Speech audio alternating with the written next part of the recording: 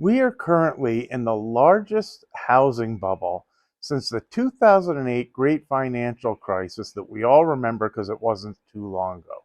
So stick around. I'm going to give some insight as to what to expect, how to behave, what to prepare for so that you can really be in a great position going forward. Okay, forgive me. While there was a little bit of clickbait going on over there, basically, I can argue that we are in the biggest bubble since the 2008 great financial crisis. But not because I think we're going to have a huge pop and we're going to have a huge crash. Mainly because I think if you think of a bubble, it means something filling up with air. And I understand we use it as a term that eventually it pops and you have a big crash, but I don't really see that going forward. And there's a lot of reasons that right now is completely different than 2008, as well as how we got to where we are. I mean, part of it is also that prices were undervalued for a long time, even going into COVID. Like after the 2008 great financial crisis, house prices got extremely depressed. Now, it took a long time for them to start to even catch themselves and begin to go higher. So even by the time you got to 2020 or 2019, forgive me because I don't remember exactly when COVID hit, and then the Fed came in and helped lower rates to be super attractive and help all of it along, it wasn't just that. It had so much to do with so many other things. To be fair, rates were already really attractive, at least here in Las Vegas. Houses were still extremely affordable, meaning the actual price was pretty low as well. And then you add on to it inflation, the Fed cutting rates, eggs doubling in price, and you put all those things together, and yes, house values went up, but it doesn't necessarily mean they're extremely overvalued. Maybe they are, maybe they're not. I'm not arguing one way or another, but I think why people think that they're so overvalued is primarily the big increase in prices. Doesn't mean that we're at a point that it's overstretched. It could be, but the reality is when you're coming from a level that is super depressed, just hitting where you should be might look like it's way ahead of itself. Now, interest rates now are at normal levels. And I want to go into the reasons as to what happened in 2008 that I see it as completely different. Now, fortunately, I'm old enough that I remember some things pretty vividly as to what was going on. I was going to become a mortgage officer at the time and actually walked out because I didn't like the program they were teaching us about, and that was the one that they were primarily selling to people, even people who had already been in homes for a long time, to refinance and get into these newfangled options. That being said, I thought prices were overvalued as well. I had sold my property in Chicago and we were renting and I was trying to stay with it. But even I got caught up in the excitement and found myself and my wife, who I don't think we were married at the time, at one of the new home builders. And I'm not even going to say who because it might as well be any of them. And to be perfectly fair, I'm not 100% sure about which one it was. So I don't want to give the wrong information either. And we're sitting down with the loan officer going over purchasing, and I just left Chicago maybe a year ago. I was a currency trader. I'd done really well. I had a good amount of assets, but I really hadn't figured out what I want to do here in Las Vegas. I think we were beginning to open up a restaurant, but it was just in the beginning stages, so I didn't really have a job and I didn't really have income. I'm filling out their paperwork, which didn't have a whole lot of things it asked of me. I didn't need to provide any documents. I didn't need to show paycheck stubs. They didn't need to prove that I was working or not working. I'm going through the questions. It asks how much I would make per year. And I want to say I put down 20,000 or 25,000. I don't remember exactly what I put, but I just put a number in. I didn't know if it mattered or not. And we sit down with the loan officer. I hand him the paperwork. He starts going through. He checks my name, my date of birth, and all the other stuff. And he gets to the income. And he goes, "Oh, no, no, no. We're going to have to change that. We'll make it 200,000." And I said to the guy, "But I don't make 200,000. Like, I do have some money put away, but I don't make that much money." And he goes, "That's okay. But if you want to qualify to buy the home, that's what we'll have to show." And he just kind of kept going forward. And I kind of accepted it. I put down a $3,000 deposit to be able to buy the house, and I'm driving home with my wife, and I look at her and I go, that just doesn't feel right. And I don't make that kind of money, and if they say you have to make that kind of money, something doesn't feel right in my gut. Now, The other thing is I would have put down enough down payment to be comfortable with the payment, or at least what I thought it was. And on top of that, there was an option to put nothing down. You could actually take out a second mortgage to get the money for the down payment so that you had your primary mortgage, your mortgage, and you didn't really have to put any money out of pocket. Now, on the drive home, I said it to her and she looked at me and she's like, I felt the same way. So we get home, I pick up the phone, I send a letter as well saying that I'd like to cancel. I don't want to move forward. If you need to keep my deposit because I screwed up and I signed the paperwork, it is what it is, but I'm going to move on. Now, I didn't understand the contract at the time. I do now. I've done lots of them, and just for disclosure, I do mortgages, but please, this is not sales for any of that. Don't reach out to me for mortgage questions. I'm just talking about real estate market and what I think of it. So in the end, they did send back the $3,000 deposit, but I'm quite sure there was a due diligence time period in the contract. So I had the right to cancel for any reason. So I'm sure I was just fine to be able to do that. I just thought it was nice and I got lucky. But when I think back and I understand the contract better now, obviously they had to return the money. So now let's talk about that experience and extrapolate it across the country. You have tons of people moving in and looking at these new home builders, walking into the buildings, getting a loan application, filling it out with no paperwork, nothing else, simply allowing them to run your credit. You're able to state how much income you have, and if you state it too low for the house that you're buying, they'll just correct it right there and then for you. You state what you have in assets, even though you don't need to use them to put any money down, and then you continue forward. They'll run your credit, they'll approve you probably in a day or two. And if you want to buy the house, you could even probably close in 2 weeks if you wanted. And the next thing you know, you're a proud new homeowner.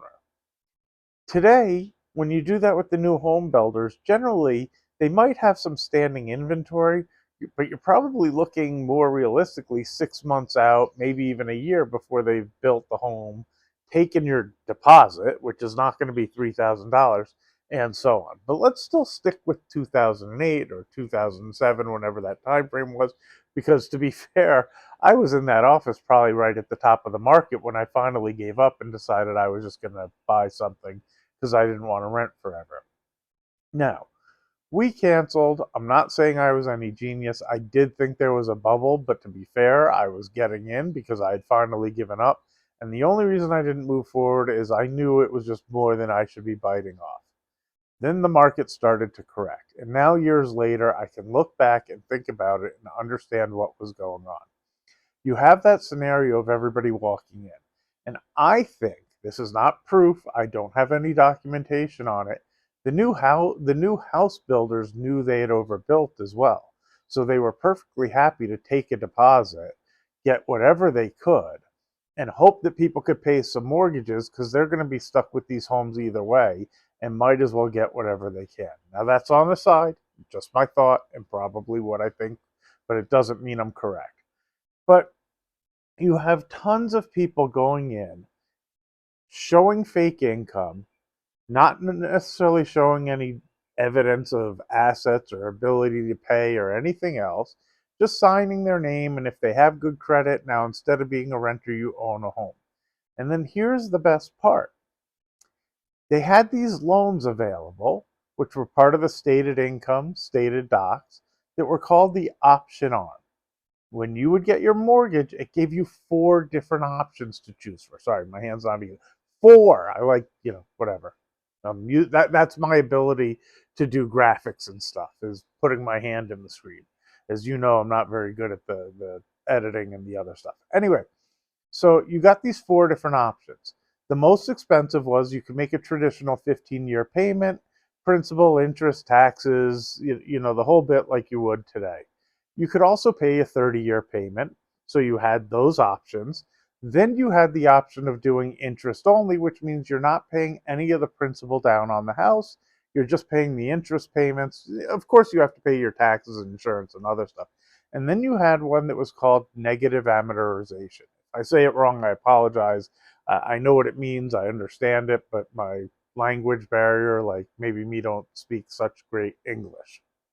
Anyway, it was negatively amortized, which means that you are actually adding on to your principal balance. Now, I'm going to totally make these numbers up. I don't have anything in front of me, but if your payment on the negatively amortized was 600 or 700, which seemed to be pretty standard, maybe 800 if you were buying an expensive house, what you were actually doing is you weren't even making the full interest payment and you were adding on to the principal of the home.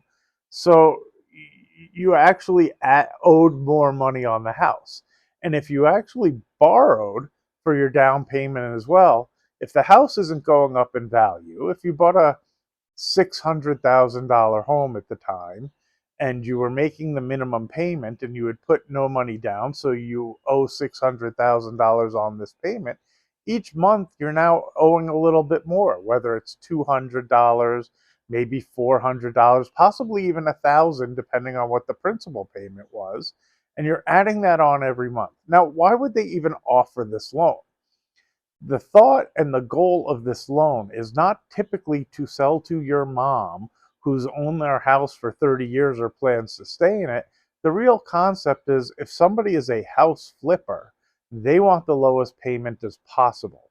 And they're not super concerned about how much they owe on the house. What they're concerned about is how quickly they get the work done, how much they think they can sell it for, and how much profit they think is in it. They can do the math of how much they'll owe on the principal and everything else in those time frames using those calculations, but that's the only reason that that was even available. Why this product actually ended up getting sold to the general public, I don't really understand it. It was a product that was around for a long time, and not only do I not understand it, it got completely abused. They talk about it a little bit in The Great Short, or The Big Short. They really just didn't get into it in depth. Like they just recognized that even the A paper had mixed into it some pretty lousy loans that were going to have some trouble. And the reason it happened in 2008 is these loans started to get abused around 2002 and 2003, and they had what was called on average a 5 year seasoning period. So after 5 years, you no longer got the options. It transformed into a regular 30-year mortgage where you had to pay principal, interest, taxes, homeowners insurance, and anything else that you needed on it. It probably had mortgage insurance as well, since a lot of people had very little that they put in and possibly nothing. So stick with the scenario. You've put no money down. You have two different loans. A first, which is your primary mortgage. You've been making these $700 or $800 payments. And then you have a second loan that has an extremely high interest rate. Now, it does have you pay down the interest, but it's for the down payment as well. So we'll stick with that $600,000 home. You get to the point that the 5 years has happened, and all of a sudden you get a new thing in the mail that doesn't give you your four options. And from going to owe 700 a month, all of a sudden now you have to pay $2,800 a month. Now, again, making up the number, but I know I'm kind of in line because it should have gone up 3 to 4 times. And if you've added principal onto the home as well, well, it probably was pushing that times and then even potentially a little bit more for the principal you've added onto the home. If the housing market hadn't gone up and there was a hiccup in the market, which there was, and the next thing you knew, the house was, let's not over exaggerate to the huge crash, down 10% or so and worth $540,000. You owe over $600,000 and your payment just went up significantly to a point that you're not used to paying it, and maybe you're not prepared to make those $2,800 payments. Then the prices continued lower, and you start looking at it and recognize, geez, I could buy another house for way less, or I could rent a place for way less. My house is now only worth $300,000. I owe $600,000. I'm never going to get out of this. That's why you saw the huge influx of properties. Also, people were getting unemployed. The banks were in big trouble because they were beginning to get the houses on their books. And they don't want to own your house. They really just hoped people would make their payments and things would move along. But this thing got so abused that it was a significant percentage of the actual real estate market out there. It wasn't just a small portion.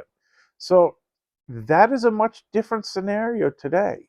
So let's fast forward to today and talk about how different that is and what I see going forward. Now, I'll use Las Vegas since I live here and I was doing business around that time as well, but we'll go back 5 or 6 years and start before COVID. House prices were finally beginning to go higher. We'd gotten through the crisis I had just talked about. The housing market really collapsed here in Las Vegas. You had a period where cash buyers were coming in and slowly absorbing what had been there. There were still short sales, but it was new to the industry and people didn't really understand it, so it took time for things to close. The banks were stuck with a lot of things, and it really took, 5 or 10 years for that stuff to start to wash out. That created an opportunity where prices were still inexpensive. Rates had slowly been coming down over the past 10 years or so. Rates for mortgages were probably around, mid fours, whatever else. Inexpensive prices, payments were reasonable. Things I was seeing were people buying houses and having $1,300, $1,400 a month payments, which super inexpensive, and Vegas was Vegas. Then we get into COVID. World goes crazy. Can blame you can blame Powell for whatever you want to blame him. It's just tough to do. The government saw some big problems coming, so they implemented a bunch of things. First, they brought down the interest rates really low on housing. They started to allow people not to work, and they sent out unemployment checks, whether you didn't have to prove anything, just to help keep the economy sustained. So lots of people were getting money without even having to work. Then you add the lower interest rates, and houses were inexpensive to begin with. On top of all that, they did this thing called forgiveness, that if you were in trouble and couldn't make your payments, you didn't have to make them. You just call the bank, you let them know. COVID was going on, people weren't working, I can't afford to make my payments. We'll figure it out later. So I want you to think about that for a minute. People didn't have to make payments. It wasn't going to hurt their credit. You had super low interest rates, and the house prices were still inexpensive from the 2008 crisis. You add that stuff together, and you see a huge shoot up in the housing market. Again, easy to see that after it happens. I didn't see it during the time. I didn't expect it to go up as much as it did, but it seems pretty obvious to me that that was a recipe to do those things. Much different scenario than what was going on in 2008. On top of that, let's talk about the loan programs. You primarily had FHA and conventional. Why? Because houses were inexpensive, interest rates were low. You didn't need any of these crazy loans, and they were made illegal after the 2008 great financial crisis, so you couldn't even offer these things. They did have things that were called non QM, but there was really no reason to use them exactly for the same reason, which is people were employed, the economy was okay, COVID was going on, so a lot of them weren't working. It could have been the supply chain that caused the inflation. It was also the demand. But think of the housing again. People didn't have to make payments. So, no payment. Make all that extra money. They also had those unemployment checks coming in. Free money. So all of the people getting all of this money created a lot of demand in retail products and stock market and housing. Then you add the lower interest rate to allow people to refinance, which actually I took advantage of. I tried to let people know, boy, this seems like something you're going to read in history books because the rates are so low. The Fed was doing that to try to get your rates to be a lower payment so that you could afford to get through the time of COVID. I'm sure they weren't really thinking it through. It was a panic and a reaction to the scary time that was going on, not to recognize that, geez, this is something that people are going to have for potentially 30 years. So at least me, I took full advantage and I refinanced and took out as much as I could on the home because at a rate of like high twos or low threes, geez, I figure somewhere I'll be able to figure out where I can make more money than 3%. So you have all the money coming into the system from the people refinancing. You have all the money coming in from those unemployment checks. You have all the things going into the housing market. No surprise, prices go up. On top of that, eggs start to go up. Grocery stores start to go up. Why? I think Powell was actually right. We had a supply chain shortage. You had the demand because everybody was still receiving income, whether they were working or not. And some of them were working and getting the unemployment checks. So you have all of this money getting pushed into the system, and the demand didn't really change as everybody stopped working and shipping stopped, planes stopped, like things couldn't get to where they were going. So of course we had inflation. So what did they do? They started raising the rates pretty quickly to try to get caught up and maybe even get ahead. I'm amazed that it's still going on, but at this point, I don't really think that the housing market is overinflated. I do think that it feels a lot more expensive than it was because it was. But missing a phenomenal opportunity is not the same as a thing that's going to pop because of whatever. For it to pop, you need unemployment and you need another black swan event that is going to bring a tremendous amount of inventory to the market, because markets are supply and demand. Well, if there isn't too much supply that needs to sell, not just wants to sell, the people who have to get out of the house, you need a large supply of that to drive the prices lower and significantly lower.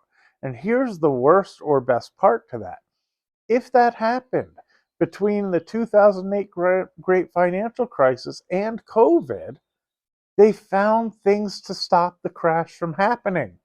So even if we started getting into a crash, don't you think they'd probably start to instill forgiveness again, figuring once we get through this, we'll come to a solution? That has good implications and bad ones. I think the overall is bad because I think the difficulty is it really puts a hindrance on the next generation. Unfortunately, you need markets to crash to create the opportunity for the next generation for people to actually get bargains. And if you protect everybody who already owns a house, it makes it more unaffordable for those who don't, which is why I think we continue. I do think the prices are high. I do think the rates have gone up, but I also think a 6 or 7 or 8% interest rate to borrow money for 30 years is not so unreasonable. If I were going to lend somebody money for that amount of time, I would want to get paid. And I would sure want to get paid more than 5%. So I really don't see us going back to those low interest rates again, unless we go into a situation where we really do have some sort of crash in unemployment. But it would have to be caused by some black swan event, because slowing down and natural ebb and flow of typical foreclosure is not what causes a crash. You really need other things to contribute to it, where people feel like they have to sell their home. Now, even comparing today back to 2008 and the differences in the mortgage, when people need to qualify for a mortgage, they need to qualify. They need to show documents. They need to have good income. They need to have decent credit. They need to have all the things. We collect bank statements and we also get ID to make sure they are who they are. And all of these things, they cannot just walk in, show their ID, write how much money they make on a piece of paper, write down how much their assets are, and voila, here you go, you qualify. They do have what are called non-QM programs that are based off of rent of a property, some that are on bank statement programs showing deposits and things going out. You also have asset depletion ones and other that aren't quite traditional. But to be fair, you have to have much better credit scores. Typically, if your credit isn't as strong, you have to put more down payment to protect the investor, and some other criteria. Maybe you need a letter from an accountant stating something, and things that people who generally would be in a good position have to have. So while there are solutions for those who may not be able to show their income, like somebody who's self-employed or something else, these aren't programs that are just being spread out to everybody, because we don't need to get any documentation and you don't have to put much money down. It is so much different. And most people get conventional FHA or VA, which has all the requirements of not just like documenting and everything else. It's a bit of a pain to prove you make what you make. And then they verify it with the employers and the banks and everything else. Way different scenario. You also have people, they call it the golden handcuffs, that have these super low interest rates that they got into back in 2000 or 2021 and 2022 that really aren't going to go anywhere, which is why I don't see the huge influx of the properties. I see natural ebb and flow. You're going to have some foreclosure. You're going to see some home sales, and you're going to see the crazies on there be like, oh, foreclosure rates are going through the roof. Well, as a percentage, maybe they're going up just because they were so depressed for so long. Because I want you to think about foreclosure. Even if somebody can't make their payments, they got in a little too far. A foreclosure or a short sale is when you're upside down and you're losing money on the house and you're selling it for less than what you paid. Well, as far as I can see, prices have gone up. That's called selling your home. That isn't called foreclosure and short sale. So when they're talking about it going up a ton or it's going up this or that, they're comparing it to last year or the year before where the foreclosure and short sale rates were like nothing. So if we went from like 0.03% to 1%, oh my God, it went up 300 fold. Well, okay, but it's still lower than what it typically is. And eventually we'll get back to what normal percentages are, but that may take a little time too. So that's my thought on the housing market. I get that I could technically say that we're in a bubble simply because we've gone up in price and it's filling up with air, but I don't really see it popping. It is possible we have a correct, it's possible it pops, but it's possible we've gotten ahead of it ourselves. And I think things are slowing. I mean, the sales are slowing, the transaction numbers are slowing, but as long as employment is good and people have jobs, I don't really see this big crash that all these crazies are talking about. I understand their thought process, but I really think it's just that they've seen prices go up so much that it has, excuse me, that it has to go down. Well, that's not really the case. It doesn't have to do anything other than be a market. Markets are determined by supply and demand. I don't know. Tell me what you think. Do you see a big crash coming? Do you think something's going to happen to just drive the housing market lower? I know it really helps their clicks and views and their channels. People get really worked up in the comment section. Oh, the government sucks and the dollar's debased. I was watching one of the others. I like his videos, but sometimes he's a little dramatic. And look, we've spent a lot, we have a lot of debt, so on, so on, so on. All those things are true.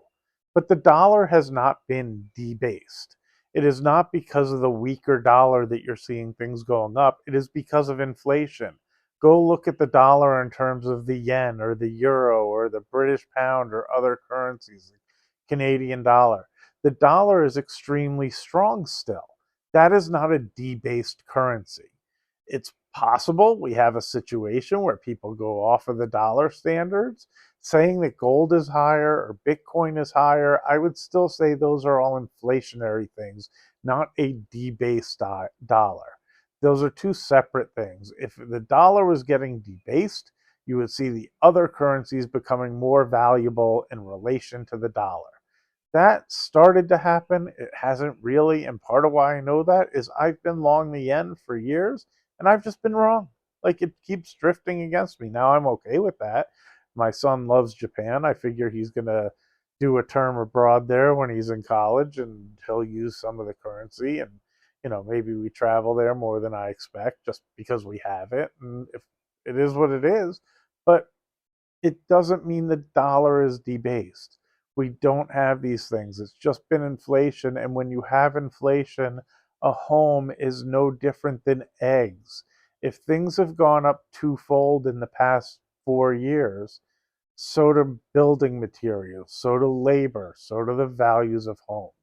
I understand it takes time to adjust and get used to it. And for those of you who didn't grow up in the 70s and 80s and 90s when there was inflation and you were born later and you've only watched the past 25 or 30 years when there was pretty much no inflation, which is why you saw interest rates dropping all the time over those years.